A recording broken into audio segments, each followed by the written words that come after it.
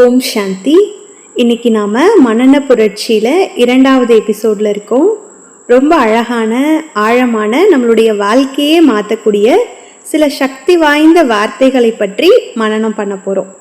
இன்றைக்கான முரளி 2013ஆம் ஆண்டு பிப்ரவரி மாதம் 2ஆம் தேதியினுடைய முரளி. இந்த முரளியில் பாபா நமக்குள்ளே மறைஞ்சிருக்கக்கூடிய சக்திகளை எப்படி விழித்திர செய்கிறது, எப்படி மனசை நம்ம கட்டுப்பாட்டில் கொண்டு வர்றது, எப்படி மன்ஜீத் அதாவது மனதை வென்றவராக ஆகி உலகத்தை வென்றவராக ஆகிறது அப்படின்றத ரொம்ப ஆழமாக சொல்லியிருக்காங்க. அதுக்கு முன்னாடி ஒரு அழகான ராமாயண கதையை பார்க்கலாம். ராமாயண கதையில் சொல்லுவாங்க இல்லையா, ராவணன் சீதையை இலங்கைக்கு கூட்டிட்டு போயிட்டாங்க. அதுக்கப்புறம் சீதையை தேடுறதுக்காக ஸ்ரீராமருக்கு கடலை கடந்து போகக்கூடிய ஒருவர் தேவைப்பட்டாங்க. அப்போது எல்லா வானர வீரர்களும் ஒன்று கூடி, நான் இவ்வளோ தூரம் தாவுவேன், நான் இன்னும் அதிக தூரம் தாவுவேன், நான் ஒரே தாவில் கடலை கடந்துருவேன் அப்படின்னு ஒருத்தரும் சொல்கிறாங்க. ஆனால் அவ்வளோ பெரிய கடலை ஒரே தாவில் கடந்து போகக்கூடிய சக்தி யாருக்கிட்டேயுமே இல்லை. அப்போது ஒரு பக்கத்தில் ஹனுமான்ஜி அமைதியாக உட்கார்ந்துருந்தாரு. அவர் எதுவுமே பேசலை. நான் செய்வேன், என்னால் முடியும் அப்படின்னு அவர் முன்னாடி வரவும் இல்லை. ஆனால் ஹனுமான்ஜிக்குள்ள அளவில்லாத சக்திகள் இருந்தது. அவருக்குள்ள ரொம்ப பெரிய திறமைகள் இருந்தது. கடலை கடக்கக்கூடிய வல்லமை இருந்தது. ஆனால் ஒரு ரிஷியினுடைய சாபம் அவருக்கு இருந்ததாக சொல்லப்படுது. அந்த சாபம் என்ன தெரியுமா? உங்ககிட்ட எவ்வளோ சக்தி இருக்குது அப்படின்றத யாராவது உங்களுக்கு ஞாபகப்படுத்துகிற வர உங்களால் உங்களுடைய சக்தியை உணர முடியாது அப்படின்றது தான். அதாவது சக்தி அவருக்குள்ளே இருந்துச்சு, ஆனால் அந்த சக்தியை பற்றின நினைவு இல்லை. திறமை இருந்தது, ஆனால் என்னால் முடியும் அப்படின்ற உறுதி இல்லை. அப்போது ஜாமவந்த் அப்படின்றவர் ஹனுமான்ஜிக்கு சொல்கிறாரு, ஹனுமான் உங்களால் முடியும், உங்களுக்குள்ள அந்த சக்தி இருக்குது, நீங்கள் நினைக்கிறத விட நீங்கள் ரொம்ப சக்தி வாய்ந்தவங்க, கூடவே உங்களுக்குள்ள ஸ்ரீராமரின் மீது அளவற்ற அன்பு இருக்குன்னு அவருக்கு ஞாபகப்படுத்துகிறாங்க. அந்த வார்த்தைகள் ஹனுமானினுடைய உள்ளத்தை தொடுது. உள்ளுக்குள்ள மறைந்திருந்த சக்திகள் மெதுவாக அப்படியே விழுத்தெழுது. ஆமாம், என்னால் முடியும் அப்படின்னு தைரியம் வருது. நான் தனியாக இல்லை, என் கூட ஸ்ரீராமரோட சக்தி இருக்குது அப்படின்னு நம்பிக்கை வருது. அப்புறம் டைம் வந்தப்போ ஸ்ரீராமரினுடைய பெயரை சொல்லிட்டு ஹனுமான்ஜி ஒரே தாவில் அந்த பெரிய கடலை கடந்து போயிட்டாரு. அப்படின்னா இந்த கதையினுடைய ஆழமான பொருள் என்ன? ஹனுமான்ஜிக்கு சக்தி வெளியிலேருந்து வரலை. அந்த சக்தி ஏற்கனவே அவருடைய ஆத்மாக்குள்ளே தான் இருக்குது. ஆனால் அந்த சக்தியை விழிப்படைய செய்ய ஒரு நினைவூட்டல் தேவைப்படுது, ஒரு ஊக்கம் தேவைப்படுது, ஒரு உயர்ந்த வார்த்தை தேவைப்படுது. ஒருத்தவங்க உங்களால் முடியும் அப்படின்னு சொல்ல வேண்டி இருந்தது. அதே மாதிரி தான் இன்னைக்கு நம்மளுடைய ஆத்மாக்குள்ளேயும் பல சக்திகள் மறைஞ்சிருக்கு. ஆனால் சில நேரத்தில் நாம் என்ன நினைக்கிறோம், என்னால் முடியாது, எனக்கு அந்த திறமை இல்லை, நான் ரொம்ப பலகீனமாக இருக்கேன், என் மனசை என்னால் கட்டுப்படுத்த முடியாது, என் சம்ஸ்காரமே இப்படி தான், என்னோட சம்ஸ்காரம் மாறவே மாட்டேங்குது அப்படின்னு நினைக்கிறோம். ஆனால் பாபா இன்னைக்கு நமக்கு நினைவுபடுத்துகிறாங்க, குழந்தைகளே உங்களுக்குள்ள சக்தி இருக்குது, உங்களுடைய மனசுக்குள்ள பல சக்தி மறைஞ்சிருக்கு. அந்த சக்திகள்னால உங்களுடைய மனசை கட்டுப்படுத்துங்க, ஒரு தைரியம் வச்சுக்கோங்க. அப்போ நீங்க மன்ஜீத் மனதை வென்றவராகி ஜகத்ஜீத் உலகத்தை வென்றவரா ஆயிடுவீங்கன்ட்டு சொல்றாரு பாபா. அப்படின்னா இன்றைய மனனத்துல இந்த முரளியிலிருந்து 7 முக்கியமான வார்த்தைகளை எடுத்திருக்கோம். ஒவ்வொரு வார்த்தையும் வெறும் வார்த்தையா பார்க்காம அதோட ஆழமான பொருள் என்ன, ஆன்மீக அர்த்தம் என்ன, அது நம்மளுடைய வாழ்க்கையில என்ன மாற்றத்தை உருவாக்கும் அப்படின்றத பார்க்கலாம். ஃபர்ஸ்ட் வார்த்தை வரதான். வரதான்னா என்ன? வரதான் அப்படின்ற வார்த்தையை பிரிச்சு பார்த்தா வர பிளஸ் தானம். வர அப்படின்னா சிறந்தது, உயர்ந்தது, உத்தமமானது அப்படின்னு அர்த்தம். தானம் அப்படின்னா கொடுக்கிறது அப்படின்னு அர்த்தம். அப்படின்னா வரதான்னா என்ன? மிக சிறந்த ஒன்றை ஒருவருக்கு கொடுக்கிறது, உயர்ந்த சக்தியை கொடுக்கிறது, ஒருவருடைய வாழ்க்கையை உயர்த்தக்கூடிய ஒரு பரிசை கொடுக்கிறது. வரதானத்துக்கு வேற என்னென்ன வார்த்தைகள் இருக்கலாம்? ஆசீர்வாதம், உயர்ந்த உணர்வு, நல்ல வார்த்தைகள், ஊக்கமளித்தல், நல்ல எண்ணம், நல்வாழ்த்துக்கள், ஆசீர்வாதங்கள், ஒருவருக்குள்ள தூங்கிட்டு இருக்கக்கூடிய சக்திகளை விழிப்படைய செய்கிறது. இது எல்லாமே வரதானத்தின் வடிவங்கள். வரதான் அப்படின்றது ஒரு சாதாரண வார்த்தை இல்லை. நல்லா இருங்க, வாழ்க வளமுடன், நீங்கள் வெற்றி பெறுவீங்க அப்படின்னு சொல்கிறது மட்டும் வரதானம் இல்லை. வரதானம் அப்படின்னா ஒரு சக்தி, ஒரு பவர். அது ஆத்மாக்குள்ள ஒரு புதிய உற்சாகத்தை உருவாக்குது, ஒரு புதிய தைரியத்தை உருவாக்குது, ஒரு புது நம்பிக்கையை உருவாக்குது. சில நேரத்தில் ஒருத்தவங்க சொல்கிற ஒரு நல்ல வார்த்தை நம்மளுடைய முழு வாழ்க்கையே மாற்றிடும். உன்னால் முடியும், உங்களால் முடியும் அப்படின்னு ஒருத்தர் சொல்லிட்டாங்கன்னா நமக்குள்ளே இருக்கக்கூடிய சக்தி விழித்தெளிஞ்சுக்குது. அதுதான் வரதானத்தினுடைய மகிமை. வரதான் ஒருபோதும் தோல்வி அடைகிறதில்லை. ஏன்னா அது இறைவன் கிட்ட இருந்து கிடைக்கக்கூடிய ஒரு சக்தி வாய்ந்த பரிசு. அந்த வரதானத்தினால நம்மளுடைய ஆத்மாக்குள்ள எதிர்கொள்ளக்கூடிய சக்தி வருது. சூழ்நிலைகளை பார்த்து பயப்படாம அதை எதிர்கொள்ளக்கூடிய தைரியம் வருது. வரதானங்கள்னால எந்த காரியமும் ஈஸியாயிடும். திரும்பி சொல்வோம், வரதானங்களால காரியம் ஈஸி ஆயிடும். முன்னாடி கடினமாக தோணக்கூடிய ஒரு விஷயம் இப்போ ஈஸியா தோணும். முன்னாடி முடியாதுன்னு தோணுன ஒரு விஷயம் இப்போ செய்யக்கூடியதாக தோணும். அப்படின்னா வரதானத்தினுடைய குணார்த்தம் என்ன? ஃபர்ஸ்ட், வரதானம் நமக்கு சக்திகளை கொடுக்குது. ரெண்டாவது, நமக்கு வெற்றி கொடுக்குது, வெற்றியாளரை ஆக்குது. எங்க வரதானம் இருக்கோ அங்க வெற்றியே வெற்றி தான். வரதானம் நம்மளுடைய தன்னம்பிக்கையை அதிகரிக்குது. என்னால் முடியும், நான் வெற்றி பெறுவேன் அப்படின்ற நிச்சயம் வருது. மேலும் நம்முடைய சம்ஸ்கார மாற்றத்துக்கும் வரதானம் ஹெல்ப் பண்ணுது. மனசை நிலையா வச்சுக்குது, சேவையில வெற்றியை கொடுக்குது. சேவையினுடைய பலனும் ஒரு வரதானம் தான். இன்னைக்கான முரளியில பாபா நமக்கு 3 சிறப்பான வரதானங்களை கொடுக்கறாங்க. ஃபர்ஸ்ட், தந்தையின் வடிவத்துல கொடுக்கறாரு. என்ன வரதானம்? ஆஸ்தியினுடைய வரதானம். ரெண்டாவது, டீச்சர் வடிவத்துல உயர்ந்த கல்வியினுடைய வரதானம் கொடுக்கறாரு. மூணாவது, குருவின் வடிவத்துல வரதானங்களின் வரதானத்தை கொடுக்கறாரு. பாபா சொல்றாங்க, இந்த சங்கம் யுகமே நமக்கு ஒரு பெரிய வரதானம்.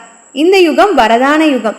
இந்த நேரத்துல நாம பாபா கிட்ட இருந்து எவ்வளோ வரதானங்கள் எடுத்துக்கிறோம்.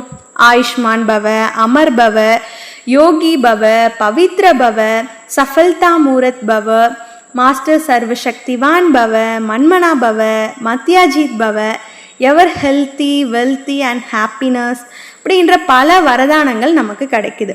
பிராமண பிறவியின் முதல் வரதானம் என்ன? மன்மனா பவ. மனதை என்னிடம் நினைச்சுக்கோங்க, என்ன நினைவு பண்ணுங்க அப்படின்றதா மன்மனா பவ. பவித்ர யோகி பவ, பவித்ர பவ அப்படின்ற வரதானத்தையும் பாபா நமக்கு கொடுத்துருக்காங்க. ஆக பாபா சொல்றாங்க, குழந்தைகளை நீங்க இப்படிப்பட்ட அனுபவம் பண்ணுங்க. நான் வரதானங்களால் வளர்க்கப்பட்டு கொண்டிருக்கிறோம். நாம முன்னாடி பறந்துச்சுக்கோம். வெற்றி நமக்கு ஈஸியா இருக்கு, இயல்பா கிடைக்குது. இதுதான் பிராமண வாழ்க்கை. இந்த பிராமண வாழ்க்கையில நமக்கு கிடைச்ச ரொம்ப பெரிய, ரொம்ப உயர்ந்த வரதானங்கள்ல ஒன்று என்ன தெரியுமா? பிரபு பிரேம், இறைவனினுடைய அன்பு, பாபாவோட அன்பு. நம்மளுடைய வாழ்க்கையே வரதானமயமான வாழ்க்கையா இருக்கு. இப்போ வரதானத்தை வச்சு ஒரு சின்ன ஆக்டிவிட்டி பண்ணலாமா? உங்க பக்கத்துல இருக்கவங்கள பாருங்க, அவருடைய தலை மேல மெதுவா கை வைங்க. அவங்களுக்கு மனதார ஒரு வரதானம் கொடுங்க. நீங்க எப்பவுமே மகிழ்ச்சியா இருக்கணும், நீங்க எப்பவுமே சக்தி வாய்ந்தவரா இருக்கணும், நீங்க எப்பவுமே வெற்றியாளரா இருக்கணும் அப்படின்னு மனசார ஆசீர்வாதம் கொடுங்க. எல்லாரும் ஒருவருக்கொருவர் வரதானம் கொடுப்போம். யாருக்கு தலையில முடி இல்லையோ அவங்களுக்கும் வரதானம் கொடுக்கலாம். முடி வந்துட்டோம். வரதானம் கொடுத்ததுக்கு அப்புறம் எல்லாரும் சேர்ந்து சொல்லுங்க, ததாஸ்து. இப்போ 2வது வார்த்தைக்கு போகலாம். 2வது வார்த்தை பிரபு பிரேம். பிரபு பிரேம்னா என்ன? பாபாவோட அகராதியில பிரபு பிரேம் அப்படின்னா ஒரு அழகான வார்த்தை பயன்படுத்தப்படுது. அது என்ன? Love lean. லவ் லீன் இந்த வார்த்தையை வெளி உலகத்தில் அதிகமாக யூஸ் பண்ண மாட்டாங்க. ஆனால் பாபா ரொம்ப அழகாக இந்த வார்த்தையை யூஸ் பண்ணுறாரு. லவ் லீன் இந்த வார்த்தையை பிரித்து பார்த்தா லவ் ப்ளஸ் லீன். லவ் அப்படின்னா அன்பு, லீன் அப்படின்னா கலந்து விடுதல். இப்போ முழுமையாக ஒன்றாயிடுறது, அன்பில் மூழ்கிடுறது, தன்னையே மறந்துடுறது. அப்படின்னா லவ் லீன் அப்படின்னா அன்பில் முழுமையாக லீன் ஆகிடுறது, அதாவது கலந்துடுறது. பிரபுவோட அன்பில் முழுமையாக மூழ்கிடுறது. இதற்கு வேற என்னென்ன அர்த்தம் இருக்கு? ஆழ்ந்து போகிறது, மகிழ்ச்சியில் மூழ்கிறது, தன்னையே மறந்து போகிறது, முழுமையாக ஒன்றிடுறது, மூழ்கி போகிறது, தொலைஞ்சு போகிறது, தன்னையே மறந்து போகிறது, உலகத்தையே மறந்து போகிறது, தன்னுடைய இருப்பையே மறந்து போகிறது, பலிகார் ஆயிடுறது, பக்தி மார்க்கத்தில் மீராவை பற்றின பாடல்கள் இருக்குது இல்லையா, அவங்க கிருஷ்ணரோட அன்பில் முழுமையாக லீனமாயிட்டாங்க. அதே மாதிரி உலக வாழ்க்கையிலையும் யாருக்கிட்டையாவது நிறைய அன்பு இருந்ததுன்னா அவங்கள பற்றியே நினச்சிட்ருப்பாங்க. அவங்களோட எண்ணம், அவங்களுடைய மனம், அவங்களுடைய உணர்வு அந்த உறவுலேயே இருக்கும். ஆனால் இங்கே நாம் பேசுகிறது உலக அன்பை பற்றி இல்லை, பிரபு பிரேம், பரமாத்மாவோட அன்பு, பரமாத்மா மேலே இருக்கக்கூடிய அன்பு, பரமாத்மாவுக்கும் ஆத்மாவுக்கும் இருக்கக்கூடிய அன்பு, தூய்மையான அன்பு. லவ்லீன் அப்படின்னா நம்ம ஆத்மா மனம் புத்தியின் மூலமாக பரமாத்மாவில் லீன் ஆயிடுறது, அதாவது கலந்துடுறது, பாபாவோட நினைவில் முழுமையாக முழுகிடுறது. யாருக்கிட்டையாவது நம்ம அன்பு வச்சா அவங்க சக்தி நமக்குள்ளே வர தொடங்கும், அவங்க குணங்கள் நமக்குள்ளே வர தொடங்கும், அவங்களுடைய சுபாவம் நமக்குள்ளே வர தொடங்கும், அவங்களுடைய சம்ஸ்காரம் நம்மளுடைய வாழ்க்கையில் வெளிப்பட தொடங்கும். அப்படின்னா நம்ம பாபாவோட அன்பில் லீன் ஆகிறப்போ, இணையிறப்போ பாபாவோட சக்தி நமக்குள்ளே வர தொடங்கிடும். பாபாவோட குணங்கள் நம்ம வாழ்க்கையில் வெளிப்படும். அமைதி, அன்பு, சக்தி, மகிழ்ச்சி, தூய்மை, ஆனந்தம், இதெல்லாம் நம்மளுடைய இயல்பாக ஈஸியாக மாற தொடங்கிடும். வெளிப்புற ஈர்ப்புலேருந்து நாம் விலக தொடங்குவோம். உலகம் என்ன சொல்லுது, யார் என்ன சொல்கிறாங்க, என்ன நடக்குது அப்படின்ற கவலையே இருக்காது. ஏன்னா பாபாவுடனான உறவிலேயே நாம் முழுமையாக மூழ்கி போயிடுவோம். பாபா மாதிரி ஆக தொடங்குவோம், மாயா கிட்ட இருந்து விலக தொடங்குவோம். அப்படின்னா பிரபு பிரேமியினுடைய குணார்த்தம் என்ன?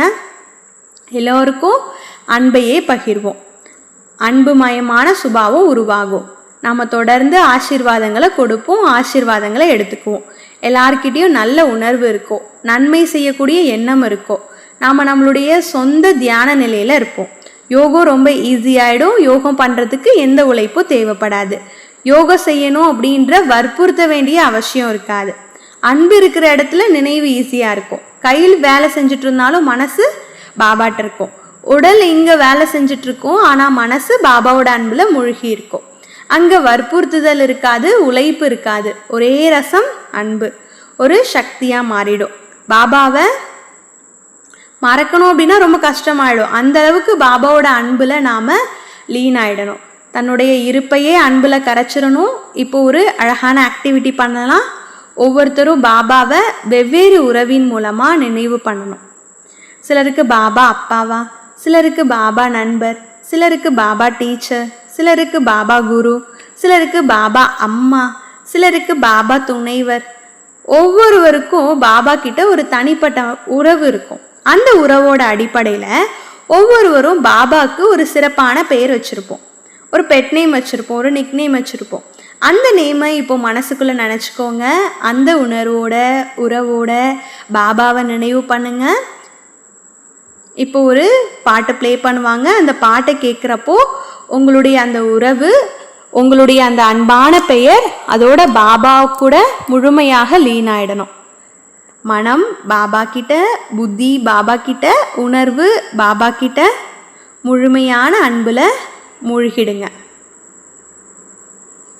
அடுத்தது 3வது வார்த்தைக்கு போகலாம். ஆசிரியர். 3வது வார்த்தை ஆசிரியர். படைப்பாளிக்கு தன்னுடைய படைப்பின் மேலே எப்போவுமே என்ன இருக்கும்? அன்பு இருக்கும். அப்படின்னா நம்ம யாருடைய படைப்பு? சிவபாபாவோட படைப்பு. இன்னைக்கு பாபா நமக்கு 2வது வரமாக ஆசிரியரின் வடிவத்தில் உயர்ந்த கல்வியை கொடுக்குறாங்க. டீச்சர்னா என்ன? கல்வி கொடுக்குறவங்க, வழிகாட்டுறவங்க, தனக்கிட்ட இருக்கக்கூடிய அறிவை மற்றவங்களுக்கு கொடுக்குறவங்க இல்லையா? டீச்சர் அப்படின்னா தன்னுடைய நடத்தையின் மூலம் கற்பிப்பவர்.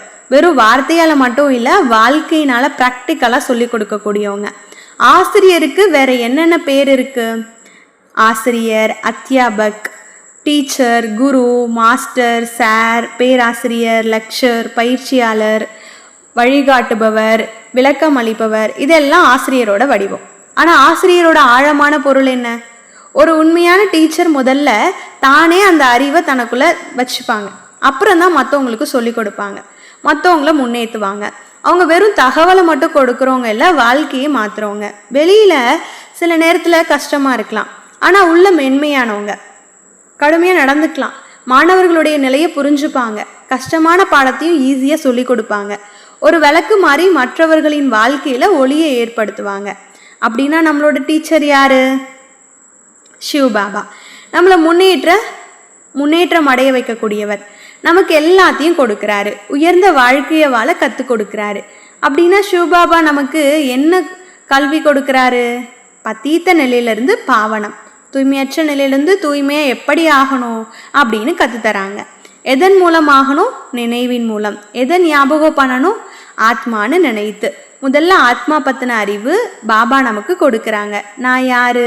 நான் இந்த உடல் இல்லை, நான் ஒரு ஆத்மா, நான் ஒரு ஒளி புள்ளி, நான் அமைதியின் சொரூபம், நான் அன்பின் சொரூபம், நான் சக்தியின் சொரூபம்.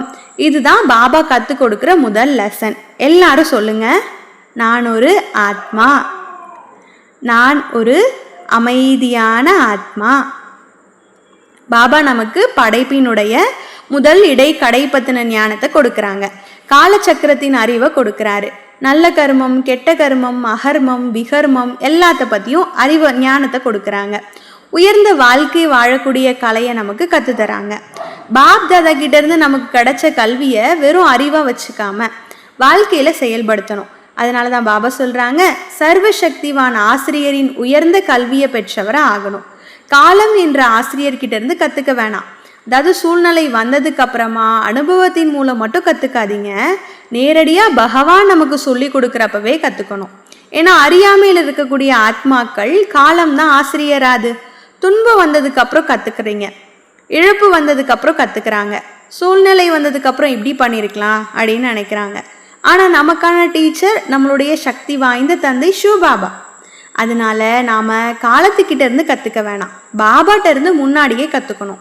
எந்த சூழ்நிலை வந்தாலும் நம்ம ஞானத்தை எப்படி செயல்படுத்துகிறோம், அந்த நேரத்தில் நம்மளுடைய மனநிலை எப்படி இருக்குது, டீச்சராகிய பாபா கூட நாம் எப்படி உறவு வச்சுக்கிறோம் அப்படின்னு பார்க்கணும். நாம் விசுவாசமானவராக இருக்கணும், நேர்மறையானவராக இருக்கணும். பாபா கொடுக்கக்கூடிய கல்வியை முழு மனசோடு ஏற்றுக்கணும். இன்றைய முரளியில் பாபா ஒரு அழகான விஷயத்த சொல்கிறாங்க. உலகத்தில் இருக்க எல்லா ஆத்மாவும் தங்களுடைய வேலையை செஞ்சிட்ருக்காங்க. ஆனால் மகிழ்ச்சியாக இருக்கிறதுக்கு பதிலாக சூழ்நிலைகளில் தங்களை கட்டாயப்படுத்துகிறவங்களா ஆயிடுறாங்க. என்ன செய்கிறது, என்னால் எதுவும் முடியலை, சூழ்நிலை அப்படி தான் இருக்குது, நான் கட்டாயத்தில் இருக்கேன் அப்படின்னு நினைக்கிறாங்க. ஆனால் பாபா சொல்கிறாங்க, கட்டாயப்படுத்தப்படாதவரை வலிமையானவராக ஆகுங்க. அதாவது இப்போது இதுக்காக ஒரு சின்ன ஆக்டிவிட்டி பண்ணலாம். 2 பேர் வாங்க. ஒருத்தவங்க காயப்படுத்தப்பட்டவர், இன்னொருத்தவங்க வலிமையானவர். காயப்படுத்தப்பட்டவர் யாராவது 2 பேர் வாங்க. இப்போ காயப்படுத்தப்பட்டவர் வந்திருக்காங்க. இப்போ தானாக எழுந்து வந்திருக்காங்க 2 பேர். அவங்களுக்காக கை தட்டுங்க. இந்த பக்கம் வாங்க. போய் ஒருத்தர் காயப்படுத்தப்பட்டவங்க, இன்னொருத்தவங்க ஸ்ட்ராங்கானவங்க. யார் வலிமையானவங்க? இப்போ நீங்கள் வலிமையானவங்க, நீங்கள் காயப்படுத்தப்பட்டவங்க. இப்போது ஒரு உலர்ந்த செடி இருக்குது. அந்த செடி ரொம்ப பலகீனமாக இருக்குது, வாடி போயிருக்கு, அது கட்டாயப்படுத்தப்பட்ட நிலையில் இருக்குது. அந்த உலர்ந்த செடியை ஒரு வலிமையானவர் எப்படி வலிமையாக்குவாங்க, அதை நீங்கள் காமிக்கணும். பேசிட்டே நீங்கள் செய்யலாம், நடந்து காட்டலாம். இப்போ ஒரு உலர்ந்த செடி எப்படி வலிமையாகும்? முதல்ல தண்ணி ஊற்றுவாங்க, தண்ணி ஊற்றுங்க. இப்போ இன்னும் என்ன செய்வாங்க? உரம் போடுவாங்க, சுற்றி இருக்கக்கூடிய களைகளை அகற்றுவாங்க, அதுக்கு சூரிய ஒளி கிடைக்க வைப்பாங்க, அன்பாக பராமரிப்பாங்க, அதுக்கு நல்ல வார்த்தைகள் சொல்லுவாங்க. நீ நல்லா வளருவ, நீ பசுமையாக மாறுவ, உனக்குள்ள சக்தி இருக்குது அப்படின்னு ஊக்கப்படுத்துவாங்க. இப்போ அந்த உலர்ந்த செடி என்ன ஆகிடும்? நல்லா ஆகிடும். இப்போ கட்டாயமாக கட்டாயப்படுத்த மாட்டாங்க, கட்டாயத்தில் நம்பர் 1. இப்போது அந்த செடி வலிமையாக ஆயிடுச்சு, பசுமையாயிடுச்சு. 2 செடியுமே இப்போ வலிமையான செடிகள் ஆயிடுச்சு. இப்போ இந்த செடி ரொம்ப வலிமையாயிடுச்சு, இதனுடைய கட்டாயம் முடிஞ்சிருச்சு. இதுதான் ஆசிரியரோட வேலை. அதாவது என்ன அப்படின்னா, பலகீனமான இருக்கக்கூடியவங்களை வலிமையானவராக மாற்றுறது, தன்னம்பிக்கை இல்லாத இருக்கக்கூடியவங்களை தன்னம்பிக்கை கொடுக்கறது, திறமை இல்லாத இருக்கக்கூடியவங்களை அவங்களுடைய திறமையை உணர்த்துறது. ஒரு பலகீனமான குழந்தையும் மற்ற அனைவருக்கும் சமமாக கற்பிப்பவங்க தான் உண்மையான ஆசிரியர். அப்படின்னா இந்த பிராமண வாழ்க்கையில் முக்கியமான கல்வி என்ன?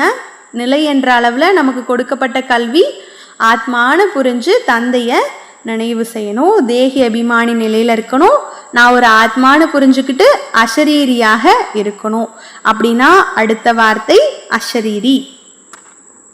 இப்போ நம்ம 4வது வார்த்தைக்கு போகலாம். இது வரைக்கும் நாம் வரதான், பிரபு, பிரேம், ஆசிரியர் 3 வார்த்தை பார்த்தோம். அடுத்த 4வது வார்த்தை பாபா நமக்கு கொடுக்கக்கூடிய பிராமண வாழ்க்கையின் ரொம்ப பெரிய ஒரு முக்கியமான நிலை, அதான் அஷரீரி.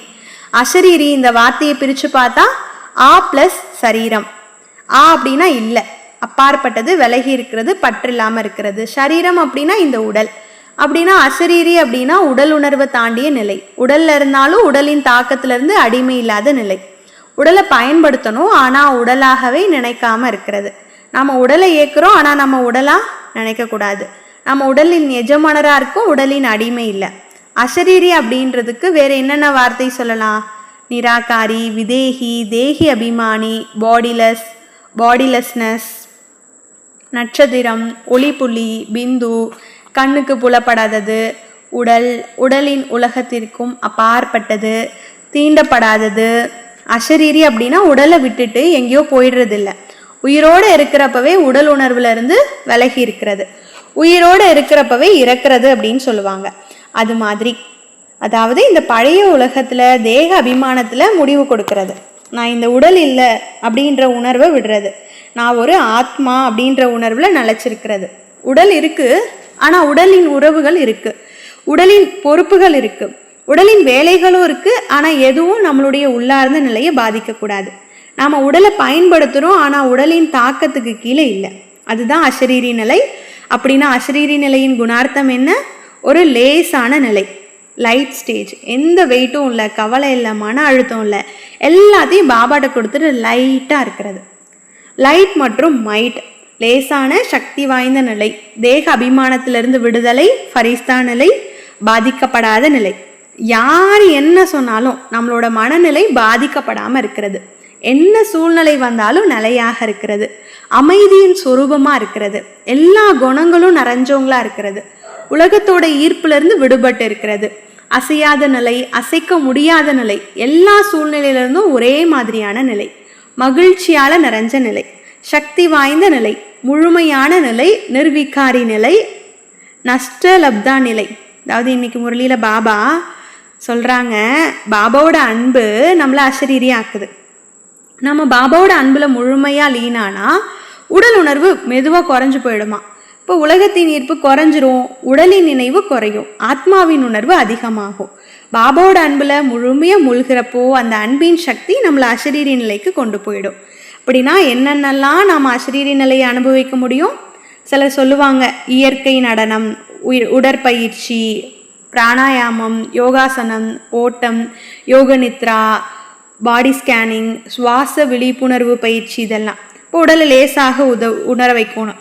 ஆனால் உண்மையான அசரீரி நிலை அப்படின்னா உடலை மறக்க வைக்கணும், உடல் உணர்வை தாண்டி ஆத்ம உணர்வில் நிலைச்சிருக்கிறது. பிரபு பிரேம், பாபாவோட அன்பு நம்மளை இயல்பாகவே அந்த நிலைக்கு நம்மளை கூட்டிகிட்டு போயிடும், அந்த அசரீரி ஸ்டேஜுக்கு கூட்டிகிட்டு போயிடும். இப்போ ஆ ப்ளஸ் சரீரம் அப்படின்னா உங்களுடைய குறிப்பீட்டை எடுத்துக்கோங்க. ஆ என்ற எழுத்தில் தொடங்கக்கூடிய நம்ம உடல்லேருந்து பிரித்து காட்டக்கூடிய 5 வார்த்தை. எக்ஸாம்பிளுக்கு ஆத்மா. அப்புறம் உங்களுக்கு என்ன வார்த்தை தோணுதோ எழுதுங்க, 5 எழுதணும். ஆன்னு ஸ்டார்ட் ஆகணும். அமர், இப்போ உடலை தாண்டிய நிலை, அந்த மாதிரி. அச்சானக், அவ்யக்த, அந்தர்முகி, அலௌகிக் அப்படின்னு. அப்போ இந்த மாதிரி ஆளெல்லாம் என்னென்ன வார்த்தை ஸ்டார்ட் ஆகுதோ அது நீங்கள் எழுதலாம். இப்போ எதாவது மாம்பழம் சாப்பிட்டோன்னா ஆத்மா சாப்பிடுதா, உடல் சாப்பிடுதா? இந்த உடலின் மூலம் ஆத்மா அனுபவம் பண்ணுது. இப்போ ஆத்மா தான் அனுபவிக்குது. இப்போ அனந்த், இந்த மாதிரி ஆளை ஸ்டார்ட் ஆகிறதுலாம் எழுதுங்க. இது 4வது இருக்கிறதுக்கான அசரீரிக்கான ஒரு ஆக்டிவிட்டி. அடுத்து 5வது மன்ஜீத். மன்ஜீத் அப்படின்னா இந்த வார்த்தையை பிரித்து பாருங்க.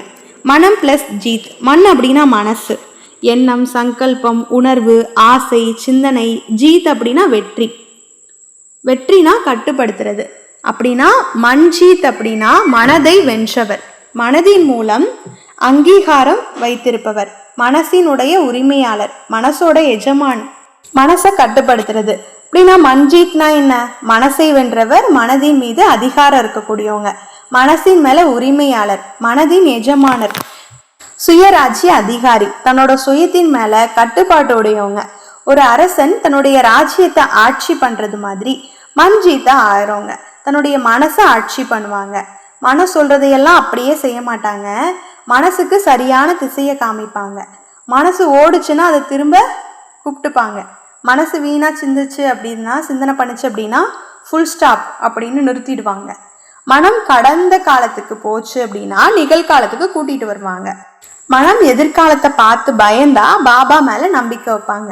அப்படின்னா மன்ஜீத் அதனுடைய ஆழமான பொருள் என்ன?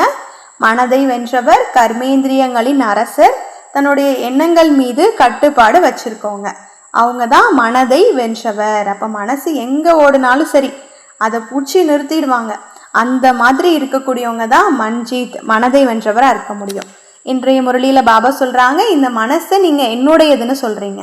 அப்படின்னா கர்மேந்திரியம் மீது உங்களுக்கு அதிகாரம் இருக்குது. அதனால மன்ஜீத் ஜெகஜீத் ஆகிறதுக்கு உங்களுக்கு ஒன்றும் கஷ்டம் இல்லை. எவ்வளோ அழகான வார்த்தை. நாம் இந்த மனசை என்னோட மனசுன்னு சொல்கிறோம். அப்படின்னா மனசு நம்மளுடையதுன்னா அதை கட்டுப்படுத்தக்கூடிய அதிகாரமும் நமக்கு தானே வேணும். மனசு சொல்கிறத நம்ம செய்யக்கூடாது, நாம் சொல்கிறத மனசை செய்ய வைக்கணும். மனம் நம்மளுடைய எஜமானன் இல்லை, நாம தான் மனதின் எஜமானன். அதனால சக்திகள்னால மனசை கட்டுப்படுத்தி மன்ஜீத்தா ஆகணும். பாப்தாதா இன்னைக்கு ஒவ்வொரு குழந்தையும் எப்போவுமே மனதின் உரிமையாளரா மன்ஜீத் ஜெகஜீத்தா பார்க்கணும் அப்படின்னு விரும்புகிறாரு. இப்போ இந்த அழகான விஷயத்த பாபா சொல்கிறாங்க. ப்ரூஸ்லி சொன்ன ஒரு அழகான விஷயத்த பார்க்கலாம். அவர் சொல்கிறாரு, empty your mind, be formless, shapeless, like water. You put water into a cup, it becomes the cup. You put water into a bottle, it becomes the bottle. Water can flow or it can crash. Be water, my friends. அப்படின்னு அதாவது என்னன்னா மனசை காலியாக்கணும், வடிவமற்றவரை ஆக்கணும். தண்ணீரை மாதிரி. இப்போ தண்ணீர் எப்படி இருக்கும்? ஒரு கப்பில் ஊற்றுனா அந்த கப்போட ஷேப் இருக்கும், அந்த வடிவம் இருக்கும். ஒரு பாட்டிலில் ஊற்றுனா அது பாட்டிலோட வடிவத்தில் இருக்கும். தண்ணீர் ஓடவும் முடியும், தேவைப்பட்டா மிகப்பெரிய சக்தியாகவும் மாறவும் முடியும். அதனால தண்ணியை போல இருங்க அப்படின்னு சொல்றாரு. இப்போ மனிதனுடைய இயல்பை எல்லையற்ற திரவத்தன்மை, இன்ஃபினைட் லிக்யூட்லி அப்படின்னு சொல்லுவாங்க. இப்போ அந்த மாதிரி மனிதரோட இயல்பு தண்ணீர் மாதிரி எந்த பாத்திரத்தில் ஊற்றினாலும் அதோட வடிவத்தை எடுத்துக்கும். தண்ணீருக்கு தனியான நிரந்தர வடிவம் அப்படின்றது கிடையாது. அது மாதிரி நாமளும் இருக்கணும். இப்போ இந்த ஆக்டிவிட்டி என்ன பண்ண போகிறோம்? நீங்கள் ஒரு கலரை பாருங்கள், ஆனால் அந்த நிறத்தை மட்டும் பார்க்காதீங்க, அதில் எழுதப்பட்டிருக்கக்கூடிய வார்த்தையும் சொல்லணும். வார்த்தையினுடைய நிறத்தை சொல்லணும். இப்போ என்ன கலர் எழுதியிருக்கு? மஞ்சள் எழுதியிருந்தா மஞ்சள், பச்சை அப்படின்னு. இப்போ லைட் என்ன நிறம்? இது உங்களுடைய முறை. இப்போ லைட் என்ன கலரில் இருக்கும் அப்படின்னா அதனுடைய கலரை நம்ம சொல்லணும். இப்போ அந்த மாதிரி ஒரு சின்ன ஆக்டிவிட்டி கொடுக்குறாங்க. இப்போ மனசை வீணான எண்ணத்திலிருந்து விடுவிக்கணும், அதுதான் உண்மையான மன்ஜீத் நிலை. இப்போ இன்றைய மனனத்தின் முக்கியமான விஷயங்களை திரும்ப ஞாபகப்படுத்தலாம். வரதான், பிரபு பிரேம், ஆசிரியர், அஷரீரி. அடுத்தது இப்போ பார்த்தது மன்ஜீத், மனதை வென்றவரா நாம ஆகணும் அப்படின்றத பாபா நமக்கு நினைவுபடுத்துறாங்க. மனதை வென்று மனதின் உரிமையாளராக இருக்கணும் அப்படின்னா இன்னைக்கு பாபா நமக்கு நினைவுபடுத்துறாங்க, குழந்தைகளே உங்களுக்குள்ள எல்லா சக்தியும் இருக்கு. நீங்க பலகீனமானவர் இல்லை. உங்களுக்குள்ள அமைதியின் சக்தி இருக்கு, அன்பின் சக்தி இருக்கு, சகிப்புத்தன்மை சக்தி இருக்கு, எதிர்கொள்கிற சக்தி இருக்கு, முடிவெடுக்கிற சக்தி இருக்கு, ஒத்துழைக்கிற சக்தி இருக்கு, வேஸ்ட்டை முடிக்கிற சக்தி இருக்கு. அந்த சக்திகளை விழிப்படைய செய்யணும். பாபா வரதானங்கள் கொடுக்குறாரு, அதை வாழ்க்கையில பயன்படுத்தணும். பாபாவோட அன்புல லவ்லீன் ஆகணும். பாபா கொடுத்த இந்த உயர்ந்த கல்வியை வாழ்க்கையில செயல்படுத்தணும். ஆத்ம உணர்வுல அஷரீரியா இருங்க. மனசை உங்க கட்டுப்பாட்டில் வச்சுக்கோங்க. மன்ஜீத் ஆகுங்க. அப்போ ஜெகஜீத் ஆகிறது ரொம்ப ஈஸி. இப்போ எல்லாரும் ஒரு நிமிஷம் உங்களுடைய மனசை அமைதியாக்குங்க. நான் அஷரீரி, நான் லேசானவன், நான் மனதின் உரிமையாளர், நான் மன்ஜீத், நான் ஜெகஜீத் அப்படின்னு ஃபீல் பண்ணுங்க. நன்றி. ஓம் சாந்தி.